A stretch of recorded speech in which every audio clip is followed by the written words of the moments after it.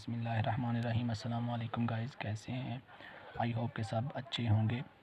तो आज का जो हमारा टॉपिक है वो है sensitivity and post optimal analysis. तो गाइस मैं आपको बताता चलूँ कि जो हमारे पास sensitivity and post optimal analysis होता है वो हम कब और क्यों यूज़ करते हैं, ठीक है। तो जो भी हमें लीनियर प्रोग्रामिंग, ठीक है, प्रॉब्लम दी जाती है तो हम सबसे पहले क्या करते हैं, या तो उसका इनिशियल फिजिबल सॉल्यूशन निकालते हैं और उसका ऑप्टिमल सॉल्यूशन ऑब्टेन करते हैं, ठीक है। तो ये दोनों चीज़ें हम डिफरेंट टेक्निक से करते हैं। वो टेक्निक कौन सी हो गई? सिंपलेक्स मेथड हो गया, बिग मेथड हो गया। तो इसी तरह जो हमने टॉपिक पढ़े हैं ऑलरेडी वो आपको पता है, ठीक है।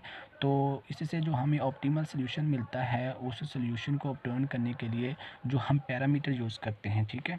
तो मैं आपको इसकी डेफिनेशन पहले करवाता जाऊं कि जो हमारे पास सेंसिटिविटी एनालिसिस होती है वो होती क्या है।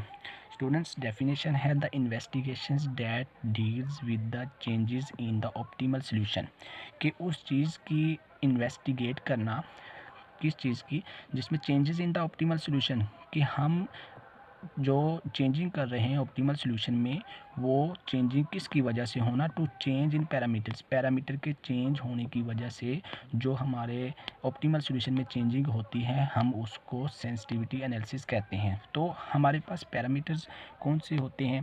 तो गाइस जो पैरामीटर्स जो ए आई है, बी आई है और सी आई है, ये वाले हमारे पास पैरामीटर्स हैं। जो डाटा हम सॉल्यूशंस में सिंपलेक्स मेथड में ऑलरेडी करके आ गए हैं वो वाले ये वाले हैं। अगर हम इनमें कौन सी चीज़ों की चेंजिंग करेंगे, अगर हम इनमें चेंजिंग करते हैं तो इस चेंजिंग के नतीजे में क्या ऑप्टिमल सॉल्यूशन में कोई रिफ्लेक्ट होगा या नहीं होगा, ठीक है। तो इस सारे तरीके को कि अगर हम इन पैरामीटर्स में चेंजिंग करते हैं तो इन चेंजिंग करने के नतीजे में क्या ऑप्टिमल सॉल्यूशन में रिफ्लेक्ट होता है, क्या ऑप्टिमल सॉल्यूशन चेंज होता है, अगर होता है तो कितना होता है, उसकी रेंज कहाँ से कहाँ तक होती है, कितनी होती है। तो ये सारा जो हमारे पास तरीका है, इस सारे तरीक़ेकार को हम सेंसिटिविटी एनालिसिस कहते हैं। तो गाइज़ इस सारे तरीके को हम पोस्ट ऑप्टिमल एनालिसिस भी कहते हैं, क्योंकि जो हमारे पास ये पैरामीटर्स हैं इनका लिंक हमारे ऑप्टिमल सॉल्यूशन से जुड़ा होता है। इसी तरह हम इसको, और जो हमारे पास ये पैरामीटर्स हैं मैं आपको बताता चलूँ कि ये जो हमारे पास पैरामीटर्स हैं ये कौन से हैं। जो हमारे पास, ये देखें, ये आपको ऑलरेडी पता है कि ये ऑब्जेक्टिव फंक्शंस होता है और ये जो हमारे पास है ये कॉन्सेंट्रेट्स है, ठीक है।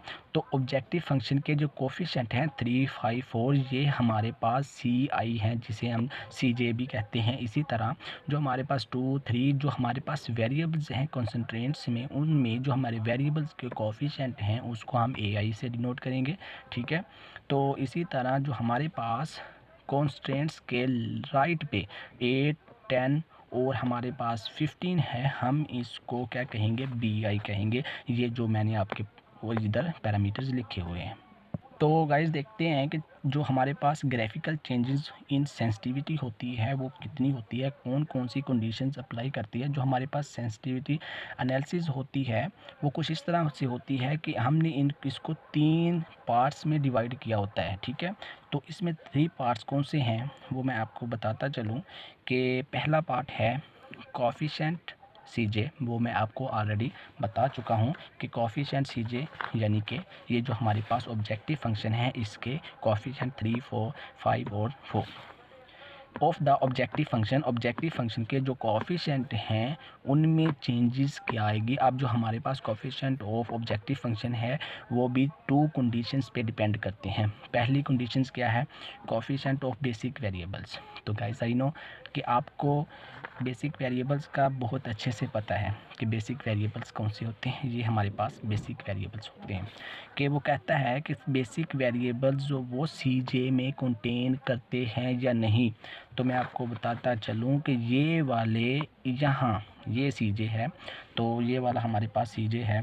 तो ये देखें इसके कॉरस्पॉन्डिंग हमारे पास, हम इसके कॉरस्पॉन्डिंग लेंगे, ठीक है। इसके कॉरस्पॉन्डिंग ये x2 है तो इसके कॉरस्पॉन्डिंग इधर C2 होगा, ठीक है। अगर ये हमारे पास x3 है तो इसके कॉरस्पॉन्डिंग इधर हमारे पास C3 होगा। अगर ये हमारे पास x1 है तो इसके कॉरस्पॉन्डिंग इधर हमारे पास C1 होगा, ठीक है। तो ये हमारे पास CJ है, ठीक है। ये आपको जहन नशीन कर लेना चाहिए, ठीक है। तो वो कह रहा है कि CJ है वो बिलोंग करेगा B से। तो इसकी एग्जांपल मैं आपको देता चलूँ कि हमारे पास कोई भी क्वेश्चन हो, फॉर एग्ज़ाम्पल देखें, मैं आपको बताता चलूँ कि ये देखो C4 है, ठीक है। तो C4 में देखते हैं कि वो हमारे इधर है या नहीं, ठीक है। तो ये देखें, इधर X2 है, इसका मतलब ये C2 है। X3 है, इसका मतलब ये कौन सा है, C3 है। ये X1 है, इसका मतलब क्या है, ये C1 है। तो इधर C4 नहीं है गाइस। अगर C4 नहीं है तो इसका मतलब C4 यहाँ भी नहीं है। अगर C4 यहाँ नहीं है तो हम लिखेंगे C4 does not belongs to B। लेकिन अगर हम देखें, अगर इधर हमारे पास C3 है, अगर हम C3 की बात कर लेते हैं, ठीक है। तो देखते हैं C3 इधर है, तो देखें गाइस ये हमारे पास C3 ऑलरेडी इधर है। तो हम कहेंगे कि C3 जो है वो हमारे पास बिलोंग करता है CB में। CB की हमारे पास वैल्यू क्या है, ये वाली C3 की वैल्यूज़ है जो 4 लिखी हुई है। तो आई होप कि आपको समझ आ गई होगी कि जो हमारे पास कोफिशिएंट्स हैं वो दो किस्म के होते हैं। एक कौन सा कोफिशिएंट है, एक है कि coefficient of basic variables. Basic variables वो होते हैं जो यहाँ मौजूद हों, और उसके बाद coefficient of non basic variables CJ does not belongs to CB। तो वो भी मैंने आपको बता दिया है कि जो इधर मौजूद ना हो। इधर C1 है, C2 है, C3 है, लेकिन C4, C5, C7 जितने भी हैं एक्स्ट्रा वो इधर मौजूद नहीं हैं। तो इस तरह मैं दूसरी कंडीशन पे जाता हूँ। दूसरी चेंजिंग कौन सी है, दूसरी चेंजिंग गाइस हमारे पास है change in the right hand side.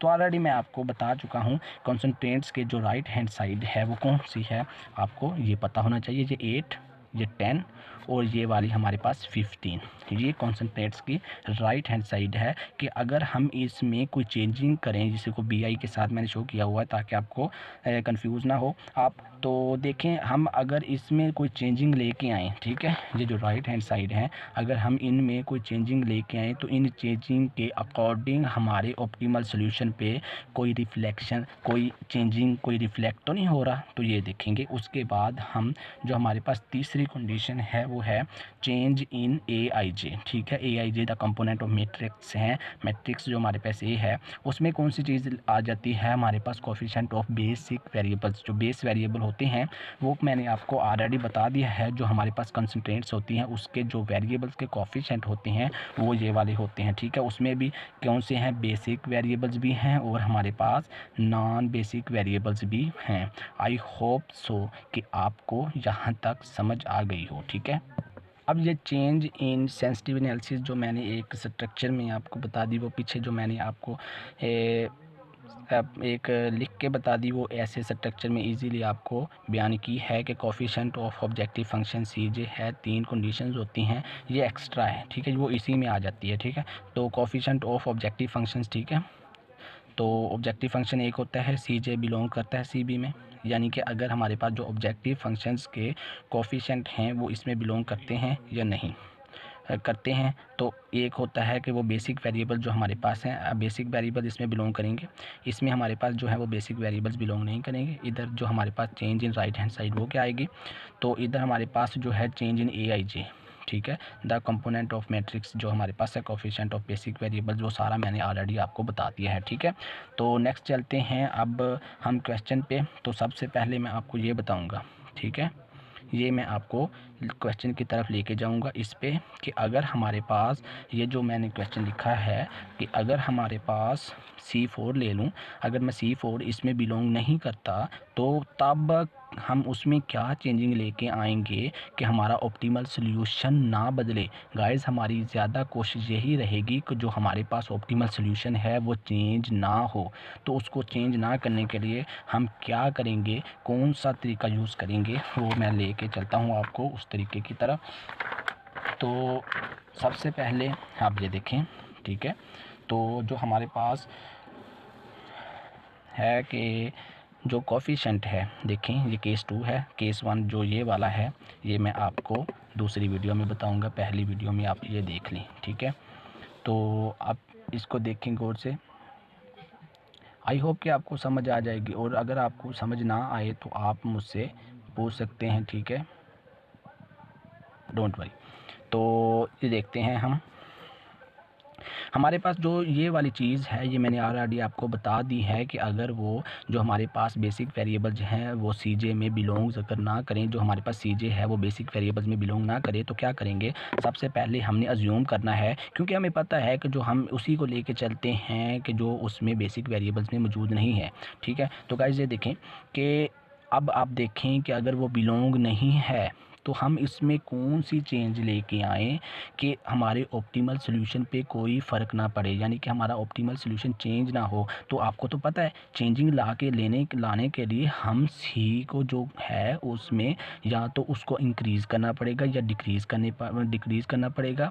तो इसी वजह से तो हमें रेंज का पता चलेगा। तो गाइज़ मैंने क्या किया, जो हमारे पास सीजे था मैंने इसमें थोड़ा सा चेंज कर दिया डेल्टा सीजे का। ठीक है, और इसको स्टेप नंबर 1 लिख दिया। इसी तरह एज़ हमें पता है कि जो हमारे पास X B is optimal solution, जो हमारे पास ऑप्टिमल सोल्यूशन होता है गाइस मैक्सिमल की फॉर्म में, जो जब हमें मैक्सिमाइजेशन के क्वेश्चन दिया जाता है उसमें हमारे पास जो ऑप्टिमल सोल्यूशन होता है वो ऑलवेज़ ग्रेटर दैन ज़ीरो और इक्वल टू ज़ीरो, यानी कि ज़ीरो और पॉजिटिव फॉर्म में होता है। जब हमारे पास मैक्सिमाइजेशन की फॉर्म में क्वेश्चन आता है, मैक्सिमाइजेशन की फॉर्म में, ये मैक्सिमाइजेशन है, इसकी फॉर्म में जब हमारे पास क्वेश्चन आता है तो हमारे पास जो ऑप्टिमल सॉल्यूशन होता है या तो वो पॉजिटिव होता है या वो ज़ीरो होता है।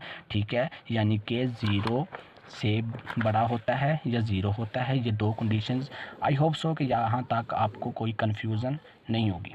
ठीक है, तो बाद में मैं क्या करता हूँ, इन दोनों इक्वेशंस को यूज़ करता हूँ। इन दोनों इक्वेशन को यूज़ करने से क्या होता है कि ये वाली चीज़, ठीक है, मैं इधर लिखता हूँ, एज इट इज़ इधर लिख दी।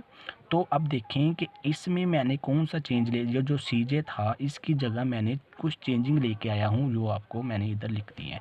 जो इसमें चेंजिंग लेके आया हूँ वो मैंने सीजे प्लस ये वाली चेंजिंग की है, थोड़ी सी चेंजिंग की है। ठीक है, इसकी जगह मैंने ये लिख दिया। तो माइनस को मैंने अंदर अप्लाई किया, माइनस अप्लाई करने के बाद ये हुआ, तो ये माइनस था, उधर जाने के बाद इसका साइन चेंज हो गया। ठीक है, तो ये सीजे का डेल्टा सीजे का साइन चेंज हो गया। ठीक है, आई होप कि आपको समझ आ रही होगी। तो ये वाली बिल्कुल सेम, तो इसी तरह मैं इसको इधर भी लिख सकता, इसको इधर, तो हमारी जो साइन पे था कोई भी चेंज नहीं पड़ा। तो ये देखें गाइज, ये जो चीज़ है मैं इसे सारी चीज़ को ये लिख सकता हूँ। वो कैसे, ये देखें, ये जो चीज़ है ये क्वेश्चन ये वाला, ठीक है, ये जो क्वेश्चन होता है हमारे पास, इसको हम, ये जो हमारे पास ये होता है, हम इसको जेड जे माइनस सी जे बी लिख सकते हैं। ये सारा इसके बराबर होता है, और ये जो सारा होता है हम इसको डेल्टा जे भी कहते हैं। क्या कहते हैं, ये सारे को डेल्टा जे कहते हैं। ठीक है, इसीलिए मैंने इस सारी की जगह क्या लिख दिया, डेल्टा जे। तो ये हमारे पास क्या होगा, इसको हम, इस इनइक्वालिटी को मैंने इक्वेशन 3 लिख दिया और इस इनइक्वालिटी को मैंने इक्वेशन 4 लिख दिया। तो इन दो इनइक्वालिटीज़ को यूज़ करके हम ये देखेंगे कि जो हमारे पास सीजे की वैल्यूज़ है, अगर वो सीजे की वैल्यूज़ बेसिक वेरिएबल्स में नहीं हो तो हम उस पे ये दो इनइक्वालिटीज़ यूज़ करेंगे। इनइक्वालिटीज़ को यूज़ करते हुए हम सीजे की वैल्यूज़ निकालेंगे, सीजे की रेंज मालूम करेंगे। ठीक है, तो आपको मैं नोट बता दूं। ठीक है, तो ये थोड़ा सा नोट देख लें, ये देखें। तो नोट क्या लिखा हुआ, if C J does not belongs करता है सी बी में। अगर सी जे की वैल्यू सी बी में नहीं है तो क्या करेंगे, इज़ रिप्लेस्ड बाई, तो रिप्लेस कर दी जाए। तो अगर ये देखो तो सी जे की वैल्यू को रिप्लेस कर दिया जाए किस में, C J plus delta C J. And और जो हमारे पास सी जे डेल्टा सी जे है वो हमेशा छोटा होना चाहिए जेड जे माइनस जी जे। जो हमारे पास ऑप्टिमल सोल्यूशन होता है वो ऑलवेज से छोटा होना चाहिए, यानी कि जो हमारे पास डेल्टा सी जे है ना वो छोटा होना चाहिए। देन द ऑप्टिमल सोल्यूशन, यानी कि जो ऑप्टिमल सोल्यूशन की वैल्यू है वो क्या होगी, विल नॉट बी अफेक्टेड। यानी कि जो हमारे पास ये है उसको हम थोड़ा सा चेंजिंग इसमें ले आएँ, और जो हमारे पास चेंजिंग आए वो क्या हो, डेल्टा जो हमारे पास है वो इससे छोटा हो। तो इस तरह हमारे, यानी कि ये कंडीशंस अप्लाई करने के बाद हमारे जो पास ऑप्टिमल सॉल्यूशन होता है उसमें कोई भी चेंजिंग नहीं आएगी। ठीक है, आई होप कि आपको यहाँ तक समझ आ गई होगी। अब हम ये दो जो इनइक्वालिटीज़ है, इन इक्वालिटीज़ को क्या करूँगा मैं, अब इसको एक एग्जांपल पे इम्प्लीमेंट करता हूँ। इसको एग्जांपल पे इम्प्लीमेंट करने के बाद मैं इसका एक क्वेश्चन निकालता हूँ, ठीक है, आंसर निकालता हूँ। तो ये हमारे पास वही क्वेश्चन वही लेके जा रहा हूँ जो हमारे पास मैक्सिमाइजेशन में ये क्वेश्चन है, ये कंसंट्रेट्स हैं, ठीक है। मैंने आपको ये सारा टेबल के बारे में ऑलरेडी बता दिया है कि ये हमारे पास बेसिक वेरिएबल्स होते हैं, ठीक है। ये जो हमारे पास होते हैं ये बेसिक वेरिएबल्स होते हैं, ठीक है। ये वाले ये बेसिक वेरिएबल्स होते हैं, ये CJ की वैल्यूज़ होती हैं, ये XB की वैल्यूज़ जिसको हम रेशो भी कहते हैं। तो ये हमारे पास जो होता है ये ऑप्टिमल सोल्यूशन होता है, इसको डेल्टा J भी हम कहते हैं। तो हमारे पास जो क्वेश्चन है वो क्या, ये मैंने ना ऑप्टिमल जो हमारे पास कंसंट्रेंट्स होता है उसका मैंने लास्ट वाला जो टेबल है वो लिखा है, ठीक है। तो मैंने वो सारा नहीं किया, जो भी स्टार्ट से होता है वो सारा मैंने डायरेक्टली यहाँ से लिख दिया, वो स्टार्ट पे किया था। तो मैंने जस्ट ये टेबल लिखा और एग्ज़ाम में भी ज़्यादातर यही टेबल आता है जो हमारे पास, अगर ये वाला आए तो वो कह देते हैं डिटरमिन द ऑप्टिमल सोल्यूशन, ठीक है।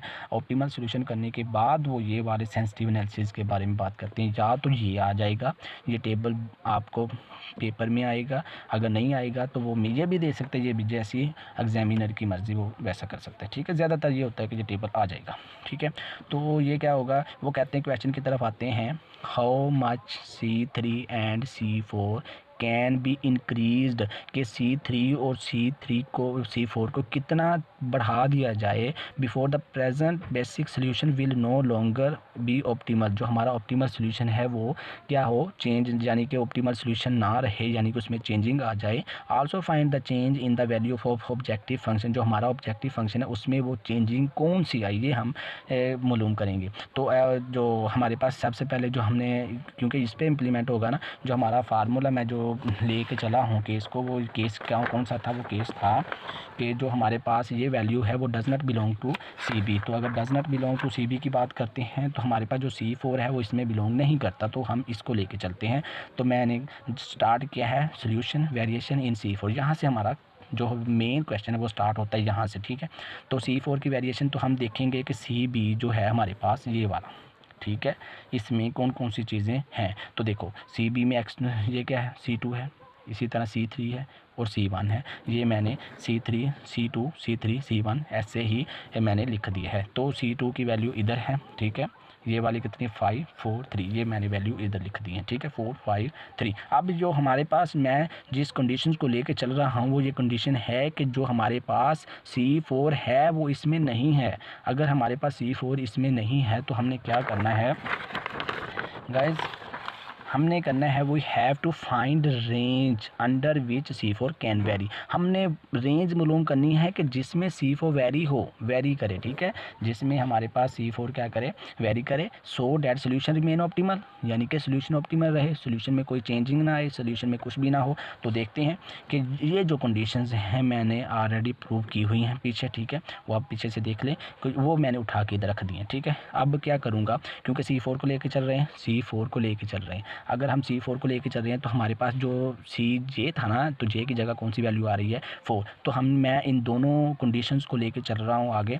तो डेल्टा इधर क्या आ जाएगा, डेल्टा C4 आ जाएगा, ये C4 हो जाएगा, सॉरी Z4 हो जाएगा और ये C4 हो जाएगा।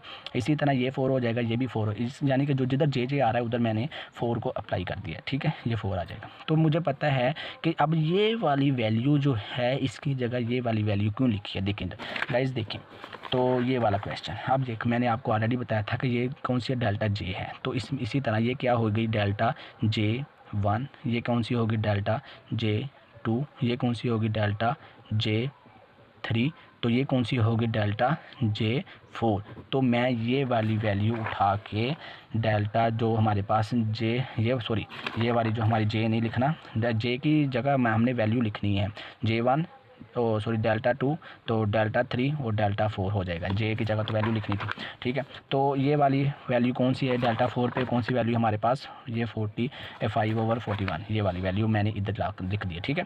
उसके बाद मैं इसको, ये जो कंडीशन है ना, ये कंडीशन, इस कंडीशन को लेके चल रहा हूँ नीचे, इस कंडीशन को लेके चला हूँ। तो इस कंडीशन में Z4 माइनस C4 है। तो देखो हमारे तो अब मैंने क्या करना है, मैंने इसकी रेंज मालूम करनी है। तो C4 की मैं रेंज देखता हूँ, जो हमारे पास रेंज है वो पॉजिटिव है, पॉजिटिव है, पॉजिटिव कितनी है 45 ओवर कितनी है 45 ओवर 41, ठीक है।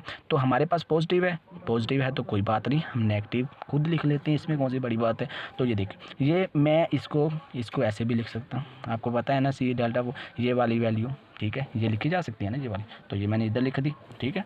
तो C4 की जो वैल्यू है वो हमारे पास तो है ही नहीं, क्योंकि C4 तो हमारा बिलोंग ही नहीं करता बेसिक वेरिएबल्स में। तो अगर C4 की वैल्यू नहीं है तो वो कौन सी वैल्यू होगी, 0 होगी। और जो हमारे पास ये है, जो वो मैंने ऑलरेडी ऊपर मालूम कर लिया, तो वो इधर पुट कर देनी है, तो इधर 0 हो जाएगा, ये वैल्यू इधर पुट कर दी। तो गाइस ये हमारी रेंज आ गई C4, जिधर हमारा जो ऑप्टिमल सोल्यूशन है वो चेंज नहीं होता। आई होप सो कि आपको समझ आ गई होगी इस सारे की। अभी जस्ट मैंने इतना किया है, जस्ट इतना किया है। आई होप कि आपको समझ आ गई होगी। अगर किसी भी चीज़ में कोई भी आपको परेशानी हो रही है तो आप मुझसे पूछ सकते हैं। आई होप कि आपको समझ आ गई होगी। अपना ध्यान रखिएगा। अल्लाह हाफिज़, टेक केयर।